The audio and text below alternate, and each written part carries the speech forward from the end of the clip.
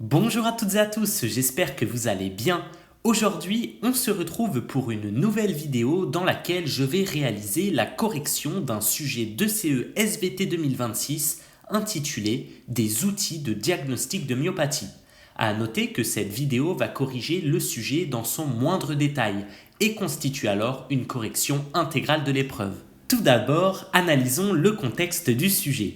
On nous introduit deux myopathies, la myopathie de Duchenne et de Becker, qui sont des maladies génétiques liées à des mutations dans le gène codant pour la dystrophine, qui est une protéine impliquée dans le fonctionnement musculaire. Bien que ces deux myopathies soient très différentes, notamment du point de vue de la mutation causale de ce phénotype, le diagnostic clinique est très complexe du fait que ces maladies génèrent des symptômes macroscopiquement souvent très similaires. Le but de cette CE est donc d'utiliser des outils d'analyse génétique, notamment Génigène ou bien Anagène, et des analyses protéiques à travers une électrophorèse, tous deux dans le but de diagnostiquer ces deux myopathies. En d'autres termes, on va chercher à trouver plusieurs moyens afin de dire si un patient est atteint de la myopathie de Duchenne ou bien de la myopathie de Becker. Concernant le protocole, nous allons commencer par parler des outils d'analyse génétique, en utilisant dans ce cas-ci Génigène 2. Mais à noter qu'on aurait pu tout aussi bien utiliser Anagène. Comme ces deux myopathies sont issues de mutations différentes, toutes deux dans le même gène, on va analyser la séquence nucléotidique de trois individus. On a tout d'abord besoin d'un individu wild type, c'est-à-dire de type sauvage. C'est un individu non atteint. Il servira donc d'une référence à laquelle on va comparer la séquence du gène de la dystrophine chez un individu atteint de la myopathie de Duchenne et chez un individu atteint de la myopathie de Becker. Pour s'y faire, il suffit d'aller dans votre logiciel d'analyse de séquences. Vous allez alors charger vos séquences que le professeur vous aura données sur un dossier. On remarque dans ce cas-ci trois séquences. La première étant l'individu de type sauvage qui ne possède pas de myopathie. La deuxième séquence qui est ici nommée garçon famille 3 correspond à un individu atteint de la myopathie de Duchenne. Et enfin, l'individu nommé garçon famille 4 correspond à un patient atteint de la myopathie de Becker.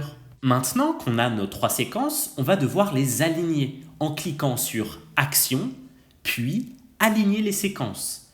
Vous obtiendrez alors vos trois séquences et un fichier déroulant. En vert correspondent les nucléotides identiques entre les trois individus et en rouge les mutations. Cliquons alors sur la première mutation qui touche, on le voit ici, l'individu atteint de myopathie de Duchenne. Cette mutation n'est pas une simple substitution ou une simple insertion, mais une grande délétion de quasiment 100 nucléotides. Pour l'individu atteint de myopathie de Becker, on retrouve aussi une délétion, mais 2 fois plus grande et dans une partie plus terminale du gène de la dystrophine. À ce point-là, on ne peut rien dire, car en effet la dystrophine est une protéine, et on a ici seulement la séquence du gène en nucléotides et pas en acide aminé. Il nous faut donc la convertir en acide aminé.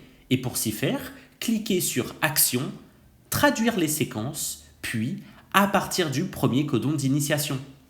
On retrouve alors, comme avant, nos trois séquences protéiques qui se seront rajoutées, mais on doit évidemment les aligner. Cliquez alors sur Action, puis Aligner les séquences. Pour l'individu atteint de myopathie de Duchenne, on remarque que la séquence protéique s'arrête au niveau de l'acide aminé asparagine, et à partir de cet acide aminé, plus aucun autre acide aminé n'est visible. Cela témoigne alors ici de la présence d'un codon stop prématuré qui a généré une protéine tronquée. En revanche, pour l'individu atteint de myopathie de Becker, on remarque certes une délétion, mais après celle-ci, les acides aminés redeviennent identiques à l'individu témoin. Cela témoigne alors d'une délétion qui n'a pas modifié le cadre de lecture, de telle sorte à ne pas changer les acides aminés et à ne pas introduire un codon stop. De ce fait, on le voit, il est très facile sur la base des séquences du gène de la dystrophine de détecter la myopathie. Dans le cas d'une protéine tronquée qui fait environ 764 acides aminés, c'est une myopathie de Duchenne. Dans le cas d'une protéine aussi tronquée, mais cette fois-ci qui fait 3623 acides aminés, c'est la myopathie de Becker. A noter que la protéine sauvage fait normalement 3685 acides aminés. Cette différence de taille protéique est hyper intéressante, car il existe justement une méthode physique qui permet de différencier les protéines sur la base de leur taille en acides aminés. Eh bien, cette technique est l'électrophorèse. Parlons du principe de cette technique. L'électrophorèse correspond à générer un champ électrique et à venir placer dans des puits nos protéines. Toutefois, on veut faire migrer les protéines, et pour cela, il faut leur donner une charge. En les plaçant dans une cuve remplie d'une solution basique, on va contrôler cette charge et la rendre négative.